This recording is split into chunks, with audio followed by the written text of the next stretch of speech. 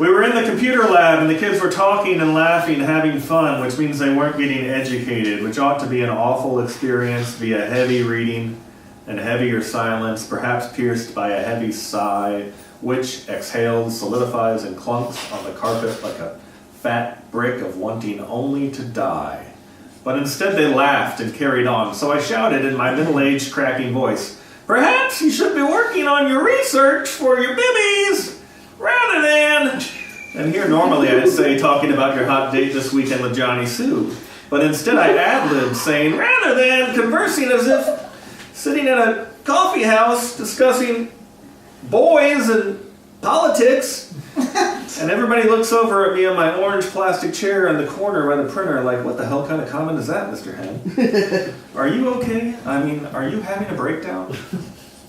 I didn't know what to do, so I continued. "And your friend is wearing a scarf you find hideous, so you compliment it with bald-faced facetiousness. You haven't seen a squirrel in 4 months. You're wondering if the laundry is done at home because you want to treat yourself to clean pants tomorrow. I heard Snickers. I'm losing them. What started as an attempt at witty improv had grown strange, weird, and oddly gregarious, like a 45-pound tumor removed from Grandma's stomach that grew a mouth and legs and started selling vacuum cleaners door to door. So I kept going. And your friend keeps referring to her mom as Mother, which she's never done before, as in Mother wants me home at 8. Or Mother says not to tell about what is in the man-sized freezer in the cellar."